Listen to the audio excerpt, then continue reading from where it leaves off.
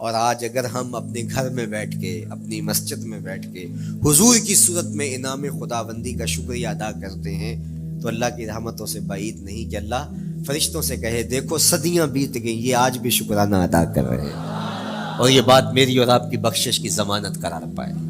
تو حضور کی صورت میں جو انعام ہوا، حضرت حسان بن ثابت اکثر کہا کرتے تھے منا علینا ربنا ام بعث فینا محمدا، ہمارے رب نے ہمارے اوپر احسان کر دیا ہے کہ محمد عربی عطا کر دی ہے۔ ساری زندگی سجدے میں سر رکھ کے شکر ادا کرتے رہیں، حق شکر پھر بھی ادا نہ ہو۔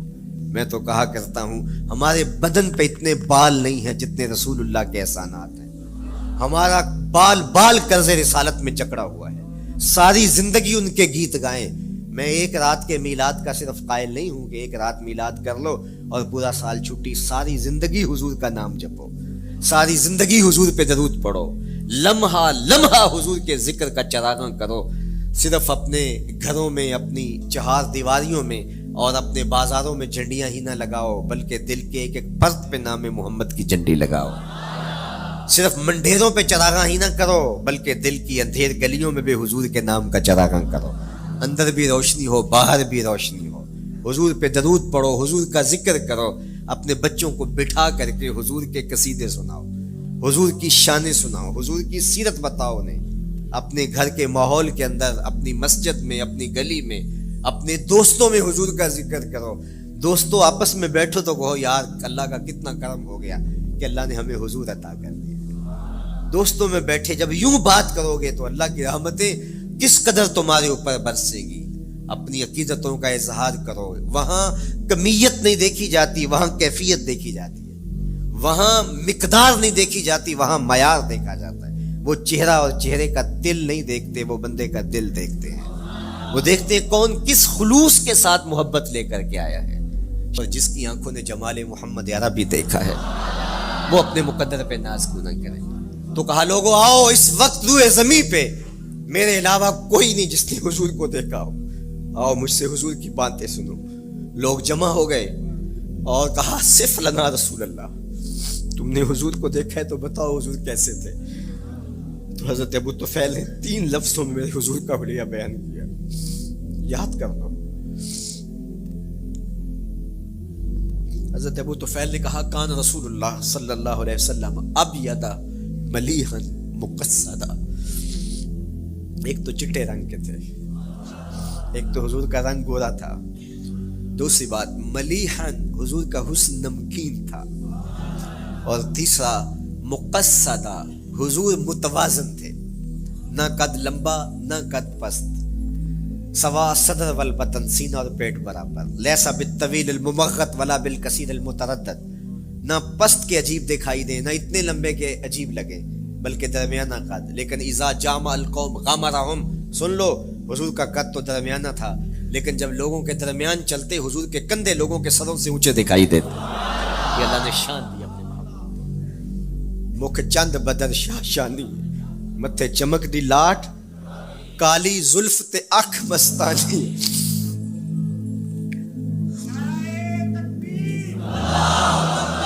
کالی زلف تے اکھ مستانی ہے، مخمو رکھی ہن مد بھری۔ میں آپ کو مدینے کی گلی میں لے جانا چاہتا تھا کہ حضور علیہ السلام کی جب آمد ہوئی تو اہل مدینہ نے کس طرح جلوس نکالا، وہ عقیدتوں کے کیا رنگ تھے، لیکن وقت سمٹ گیا۔ لیکن اتنا سن لو کہ جب حضور تشریف لائے تو جنوبی سمت سے حضور آئے تھے۔ جب انہوں نے دیکھا نا تو اچانک وداع کے پہاڑوں کی اوٹ سے حضور دکھائی دیے، تو سیاہ پہاڑ ہیں، تو ان سے جب حضور کا چمکتا ہوا چہرہ دکھا نا تو بے ساختہ انہوں نے کہا طلع البدر علینا، وہ دیکھو چاند چڑھ گیا ہے، طلع البدر علینا، وہ دیکھو چاند چڑھ گیا۔ یہ شاعری خود بخود ہوتی ہے، خود بخود ترتیب، ایک ہوتی ہے آورد، ایک ہوتی ہے آمد، یہ آمد ہے۔ طلع البدر، وہ دیکھو چاند چڑھ گیا۔ من ثنیات الوداع وجب الشکر علینا۔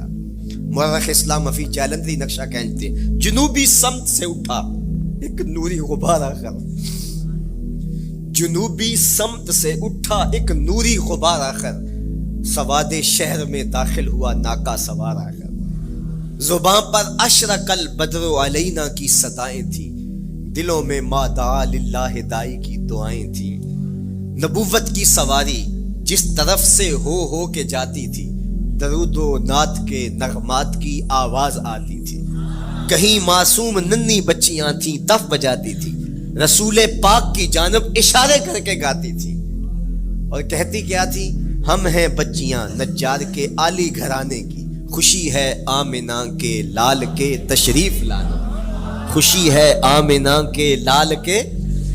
عجیب رنگ بکھرے ہوئے تھے۔ حضور نے جب بچیوں کو دیکھا تو فرمایا تم مجھ سے محبت کرتی ہو؟ انہوں نے کہا ہم دل و جان سے آپ سے پیار کرتی ہیں۔ تو حضور نے فرمایا واللہ انا احبکن، اللہ کی قسم میں بھی تم سے پیار کرتا ہوں، میں بھی تم سے پیار کرتا ہوں۔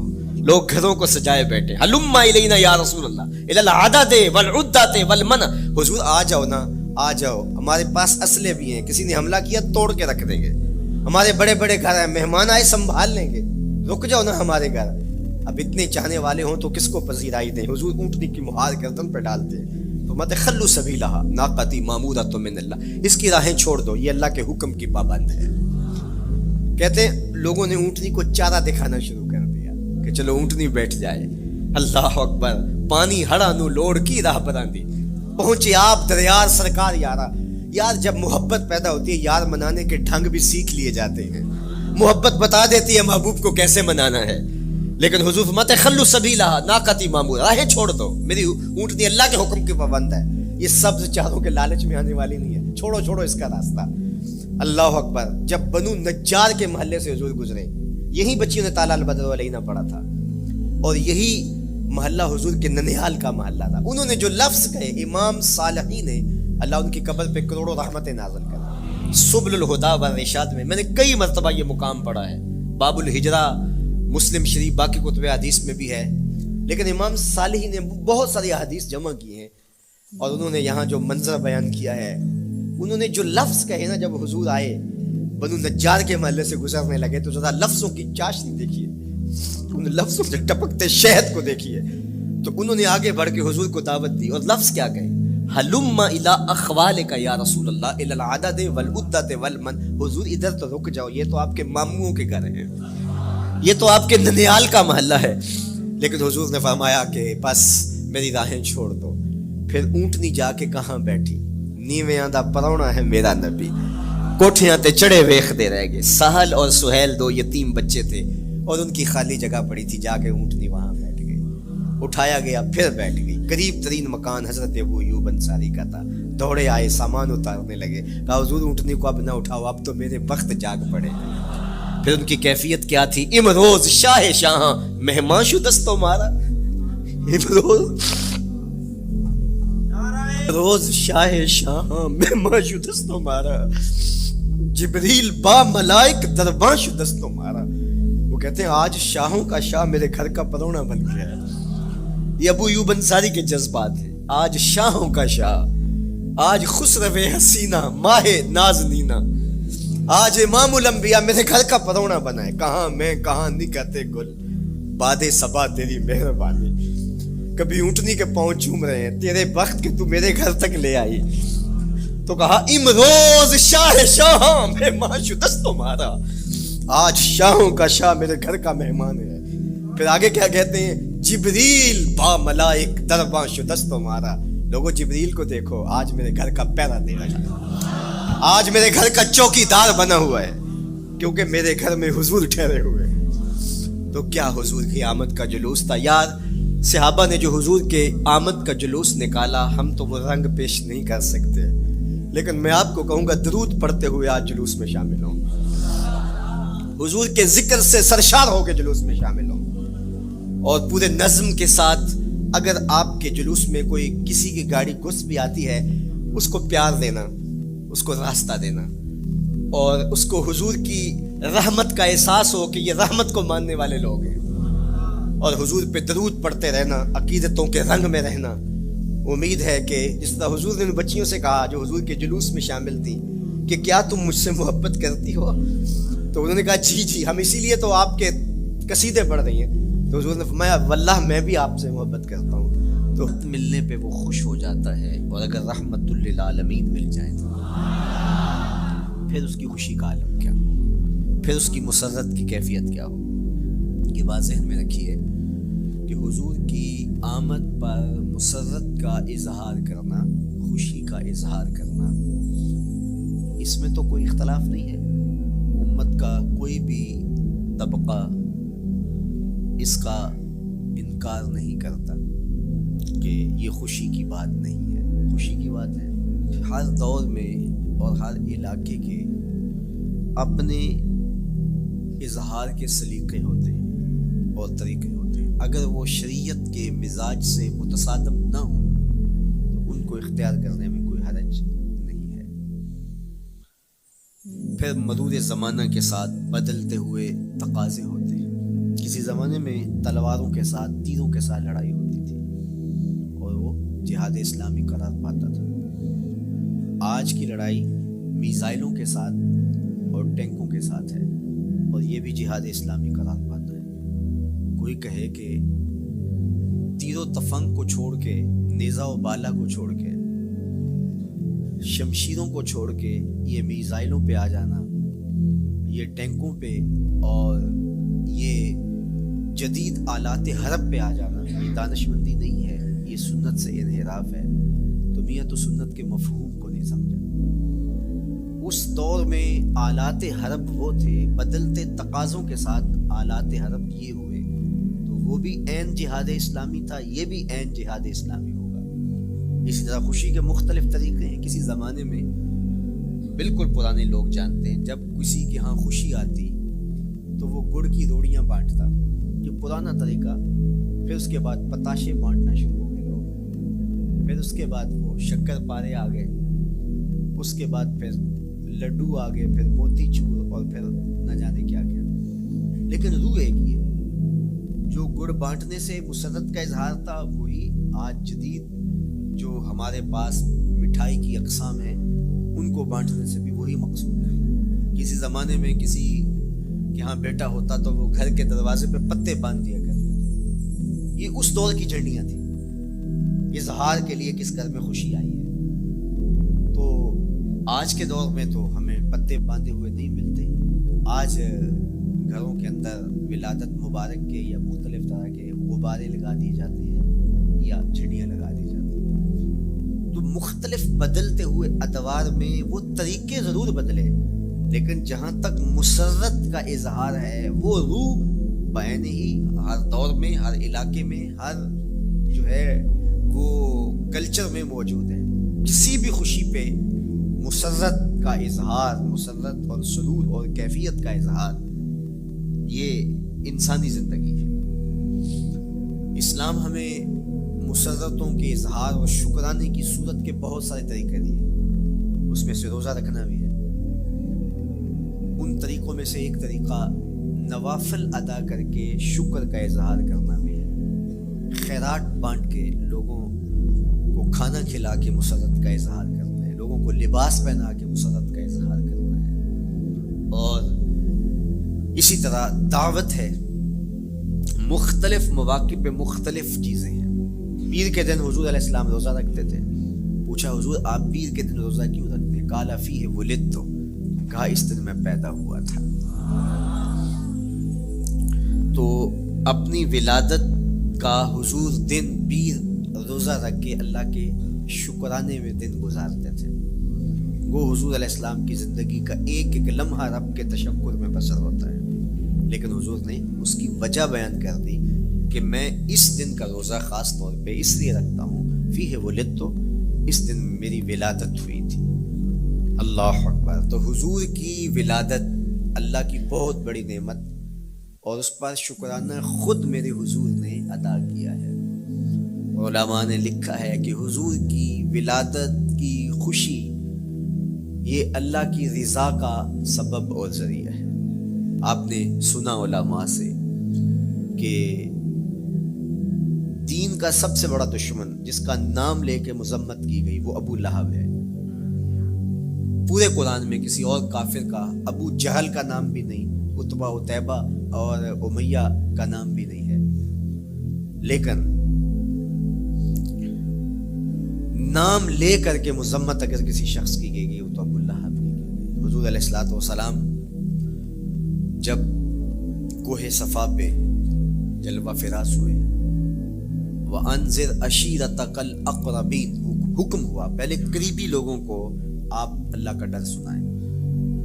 تو حضور علیہ السلام نے قریبی لوگوں میں محنت کی، تو قریش کو، صنادید قریش کو، بنو ہاشم کو بلایا اور بولا کہ حضور نے ایک بات کی کوہ صفا پہ کہ اگر میں تمہیں کہوں اس پہاڑ کی دوسری جانب سے ایک لشکر آ رہا ہے جو تمہیں کچل دے گا، تو کیا میری بات مان لو گے؟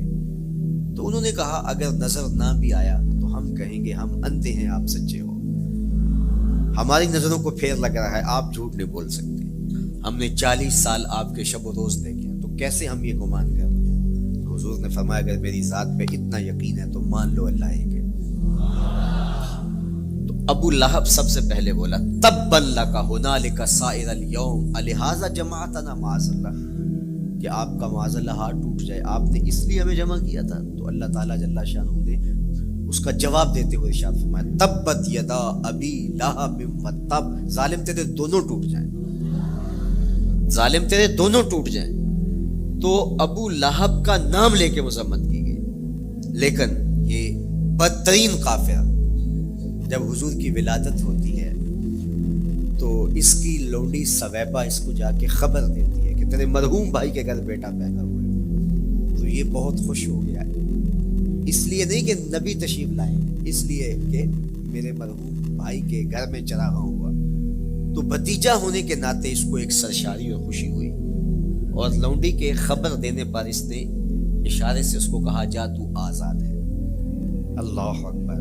یہاں سے یہ بھی سمجھے کہ حضور نے صحن کائنات میں قدم رکھا، غلاموں کو آزادی ملنے لگی، غلامی کی زنجیریں ٹوٹنے لگی، تو سویبہ کو کہا جا تو آزاد ہے۔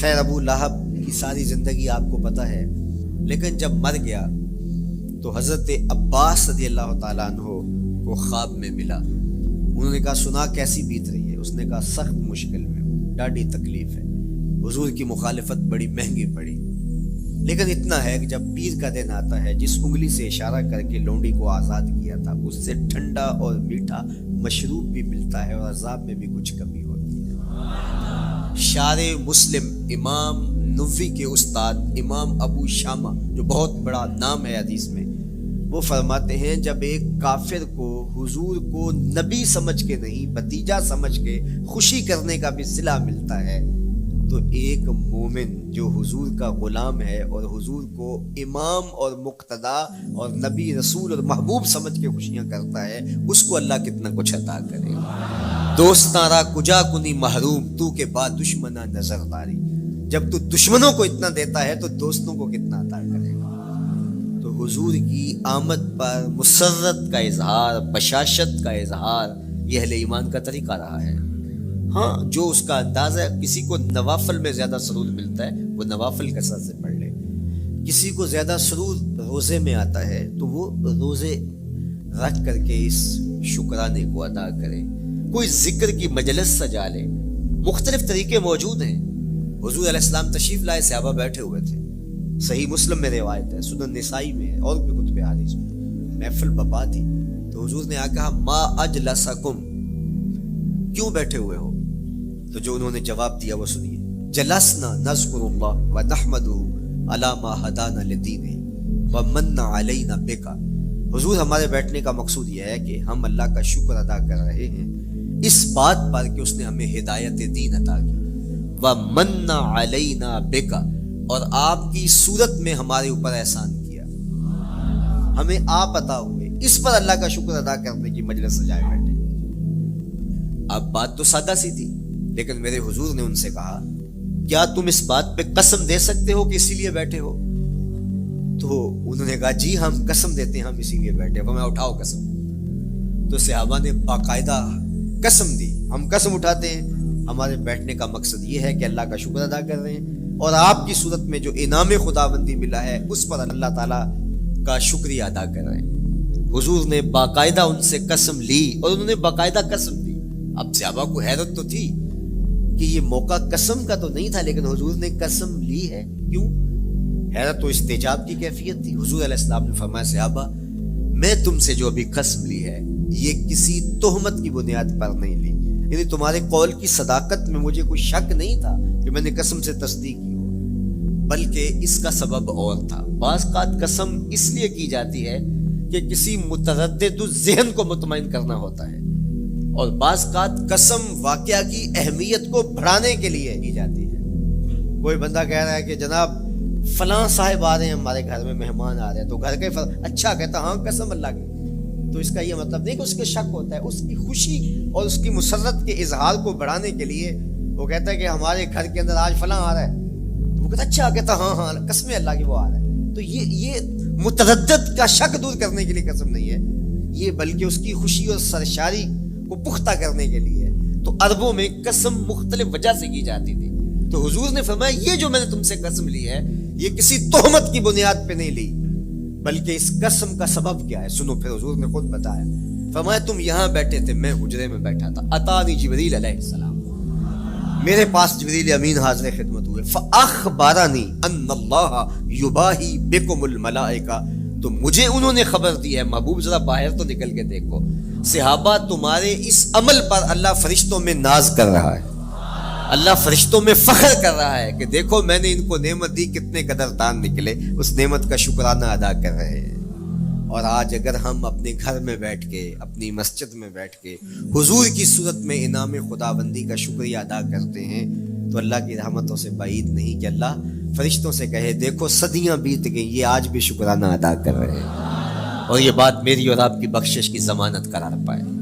تو حضور کی صورت میں جو انعام ہوا، حضرت حسان بن ثابت اکثر کہا کرتے تھے منّا علینا ربنا ام بعث فینا محمدا، ہمارے رب نے ہمارے اوپر احسان کر دیا ہے کہ محمد عربی عطا کر دیے۔ ساری زندگی سجدے میں سر رکھ کے شکر ادا کرتے رہیں، حق کے شکر پھر بھی ادا نہ ہو۔ میں تو کہا کرتا ہوں ہمارے بدن پہ اتنے بال نہیں ہیں جتنے رسول اللہ کے احسانات ہیں، ہمارا بال بال قرض رسالت میں جکڑا ہوا ہے، ساری زندگی ان کے گیت گائیں۔ میں ایک رات کے میلاد کا صرف قائل نہیں ہوں کہ ایک رات میلاد کر لو اور پورا سال چھٹی، ساری زندگی حضور کا نام جپو، ساری زندگی حضور پہ درود پڑھو، لمحہ لمحہ حضور کے ذکر کا چراغاں کرو، صرف اپنے گھروں میں، اپنی چہار دیواریوں میں اور اپنے بازاروں میں جھنڈیاں ہی نہ لگاؤ، بلکہ دل کے ایک ایک پرت پہ نام محمد کی جھنڈی لگاؤ۔ صرف منڈیروں پہ چراغاں ہی نہ کرو، بلکہ دل کی اندھیر گلیوں میں بھی حضور کے نام کا چراغاں کرو، اندر بھی روشنی ہو باہر بھی روشنی ہو، حضور پہ درود پڑھو، حضور کا ذکر کرو، اپنے بچوں کو بٹھا کر کے حضور کے قصیدے سناؤ، حضور کی شانیں سناؤ، حضور کی سیرت بتاؤ انہیں، اپنے گھر کے ماحول کے اندر، اپنی مسجد میں، اپنی گلی میں، اپنے دوستوں میں حضور کا ذکر کرو۔ دوستوں آپس میں بیٹھو تو کہو یار اللہ کا کتنا کرم ہو گیا کہ اللہ نے ہمیں حضور عطا کر دیا۔ دوستوں میں بیٹھے جب یوں بات کرو گے تو اللہ کی رحمتیں کس قدر تمہارے اوپر برسے گی۔ اپنی عقیدتوں کا اظہار کرو، وہاں کمیت نہیں دیکھی جاتی، وہاں کیفیت دیکھی جاتی ہے، وہاں مقدار نہیں دیکھی جاتی، وہاں معیار دیکھا جاتا ہے۔ وہ چہرہ اور چہرے کا دل نہیں دیکھتے، وہ بندے کا دل دیکھتے ہیں، وہ دیکھتے ہیں کون کس خلوص کے ساتھ محبت لے کر کے آیا ہے۔ شاہ ولی اللہ محدث دہلوی بہت بڑا نام ہے، تمام مکاتیب فکر کے نزدیک معتبر نام ہے۔ شاہ ولی اللہ محدث دہلوی فرماتے ہیں میرے والد شاہ عبد الرحیم محدث دہلوی ہر سال حضور کا میلاد کرتے تھے، اور اپنی استطاعت کے مطابق لوگوں میں، آنے والوں میں کچھ کھانا بھی تقسیم کرتے ہیں۔ ایک سال حالات اتنے پتلے تھے کہ ان کو میسر نہ تھا کہ لوگوں کو بھرپور کھانا کھلا سکیں، لیکن کہا چلو ناغہ نہ ہو، ایک تسلسل ہے جاری رہے، تو انہوں نے چنے بانٹ دیے بعد میں، لیکن دل میں تشویش تھی کہ اس مرتبہ من کی منشا پوری نہیں ہوئی، تو اسی حالت میں سو گئے، سوئے تو مقدر جاگا، حضور کا دیدار نصیب ہوا، اور جس نے حضور کو خواب میں دیکھا اس نے حضور کو ہی دیکھا۔ من رآنی فی المنام فقد رآنی، فرمایا جس نے مجھے خواب میں دیکھا اس نے مجھے ہی دیکھا۔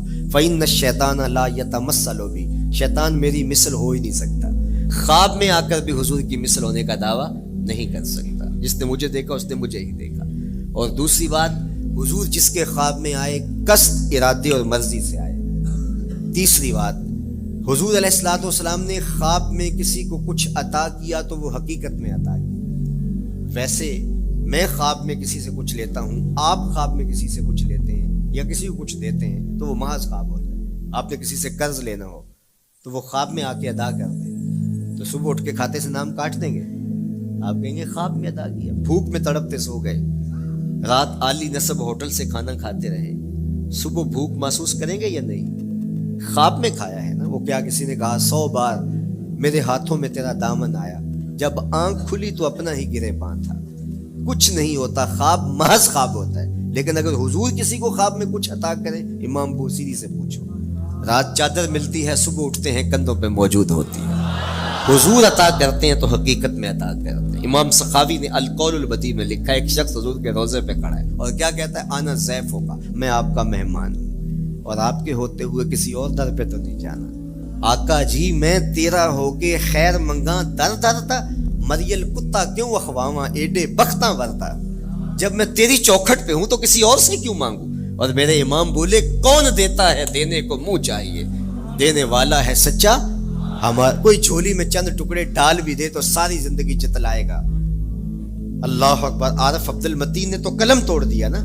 اور جتنے بھی سہارے ہیں سبک کرتے ہیں، عزت نفس بڑھاتا ہے سہارا تیرا۔ ہر آسرا کمزور کرتا ہے لیکن نبی کا آسرا سر بلند کرتا ہے۔ کسی چودھری کا، خان وڈیرے کا مانگت سر اٹھا کے چل سکتے ہیں کہ میں فلاں کا مانگت ہوتا ہوں اور جس کو خیرات مدینے کی گلی سے ملی ہو؟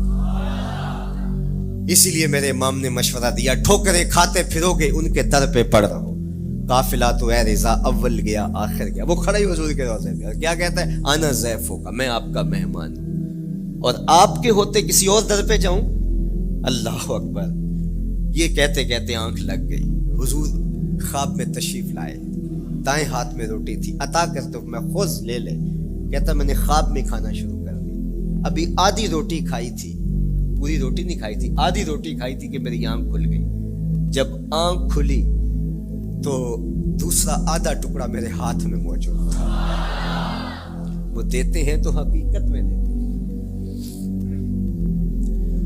تو شاہ ولی اللہ محدث دہلوی فرماتے ہیں کہ میرے والد شاہ عبد الرحیم محدث دہلوی نے خواب میں حضور کو دیکھا، اور چونکہ دن یہ عمل گزرا تھا اور کہ مہمانوں کو خاطر خواہ تواضع نہیں کر سکا تھا، تو حضور کے سامنے نواع اقسام کی چیزیں پڑی ہیں اور میں میرے والے چنے بھی موجود ہیں اور حضور ان کے ساتھ شفقت فرما رہے ہیں۔ تو یہاں معیار دیکھا جاتا ہے، مقدار نہیں دیکھی جاتی، یہاں کمیت نہیں دیکھی جاتی، کیفیت دیکھی جاتی ہے۔ یہاں چہرے اور چہرے کا دل نہیں دیکھا جاتا، یہاں آنے والے کا دل دیکھا جاتا۔ یار چہرہ تو چمکدار تھا، اسی لیے ابو لہب کہتے ہیں نا، شعلے کی طرح چمکتا ہوا، لیکن جہنم کا ایندھن بنا، اور کالے رنگ والا، ہونٹ موٹے ہیں، لیکن کعبے کی چھت میں کھڑا اذان دے رہا ہے۔ اذان ازل سے تیرے عشق کا ترانہ بنی، نماز تو اس کی دید کا ایک بہانہ بنی، ادائے دید سراپا نیاز تھی تیری، کسی کو دیکھتے رہنا نماز تھی تیری۔ تو عقیدتوں کے رنگ اور محبتوں کے رنگ حضور علیہ السلام کے ساتھ جب کوئی پیش کرتا ہے تو رائے گانی جاتی۔ یہ وفاداروں کا در ہے، یہاں بے وفائی کا تصور ہی نہیں ہے۔ وہ ہاتھ پکڑتے ہیں تو پھر چھوڑتے نہیں ہیں، اس لیے ان سے محبت کا ربط قائم کیجیے، اپنی اولادوں کو حضور کا پیار سکھائیے، اپنے گھروں میں میلاد کیجیے۔ لازم نہیں ہے کسی عالم دین کو بلاؤ، آپ اپنے گھروں میں حضور علیہ السلام پر درود پڑھیے گا، بچوں کو بٹھائیے گا اور حضور کی سیرت کا کوئی واقعہ ان کو سنائیے گا۔ صحابہ اپنے بچوں کو بٹھا کر کے حضور کی سیرت بتایا کرتے تھے، حضور کا نقشہ بتایا کرتے تھے، حضور کے شمائل ذکر کیا کرتے تھے۔ اور کوئی صحابی ملتا تو تابعین جمع ہو جایا کرتے تھے اور اسے پوچھتے تھے، اچھا بتاؤ حضور کی صورت کیسی تھی، زلفیں کیسی تھی۔ یہی میلاد ہے نا۔ میلاد میں حضور کے فضائل کا ذکر ہوتا ہے، شمائل کا ذکر ہوتا ہے، خصائل کا ذکر ہوتا ہے، اور موسم حج کا ہے۔ ایک اونچے ٹیلے پہ حضرت سیدنا ابو طفیل چڑھ گئے، یہ آخری صحابیاں ہیں، اس کے بعد کوئی صحابی نہیں، آخر میں سب سے آخر میں فوت ہوئے 110 ہجری میں، حضور کے وصال کے 100 سال بعد تک زندہ رہے۔ اونچے ٹیلے پہ چڑھ گئے اور لوگوں کو کہا، لوگوں آؤ، اس وقت روئے زمین پہ میرے علاوہ کوئی نہیں جس نے حضور کو دیکھا، بس انہی آنکھوں نے حضور کو دیکھا ہے، کیا ناز ہے۔ میرے ایک استاد ہوتے تھے سر محمد علی حاشر، اللہ ان کی قبر پہ رحمت نازل کرے، تو وہ بڑے بڑے مشاہیر اہل سخن سے ملے تھے تو وہ بات کرتے تھے، میں مولانا ظفر علی خان کا مصاحب رہا ہوں، میں نے اقبال کو دیکھا ہے، داغ دہلوی نے اپنے شاگردوں سے کہا تھا، آنے والی صدیاں تم پہ ناز کریں گی، اے لوگو تم نے داغ کو دیکھا، تم نے داغ سے باتیں کی ہیں۔ یار جس نے داغ دہلوی کو دیکھا ہے وہ تو ناز کرے۔ جس نے اقبال کو دیکھا ہے وہ تو فخر کرے، جو مشاہیر اہل سخن کے پاس بیٹھتا رہا ہے وہ تو فخر کرے، اور جس کی آنکھوں نے جمال محمد عربی دیکھا ہے وہ اپنے مقدر پہ ناز کیوں نہ کرے۔ تو کہا لوگوں آؤ اس وقت روئے زمین پہ میرے علاوہ کوئی نہیں جس نے حضور کو دیکھا ہو، آؤ مجھ سے حضور کی باتیں سنو۔ لوگ جمع ہو گئے اور کہا صف لنا رسول اللہ، تم نے حضور کو دیکھا ہے تو بتاؤ حضور کیسے تھے۔ تو حضرت ابو طفیل نے 3 لفظوں میں میرے حضور کا بڑھیا بیان کیا، یاد کر لو۔ حضرت ابو طفیل نے کہا کان رسول اللہ صلی اللہ علیہ وسلم ابیض ملیحا مقصدا، ایک تو چٹے رنگ کے تھے، ایک تو حضور کا رنگ گورا تھا، دوسری بات ملیحا حضور کا حسن نمکین تھا، اور تیسرا مقصدا حضور متوازن تھے، نہ قد لمبا نہ قد پست، سوا صدر والبطن سینہ اور پیٹ برابر، لیسا بالطویل الممغط ولا بالکثیر المتردد، نہ پست کے عجیب دکھائی دے نہ اتنے لمبے کے عجیب لگے بلکہ درمیانہ قد، لیکن اذا جامع القوم غامرہم، سن لو حضور کا قد تو درمیانہ تھا لیکن جب لوگوں کے درمیان چلتے حضور کے کندھے لوگوں کے سروں سے اونچے دکھائی دیتے۔ یہ اللہ نے شان دی اپنے مکھ چند بدر شاہ شانی، متھے چمک دی لاٹ، کالی زلف تے اکھ مستانی،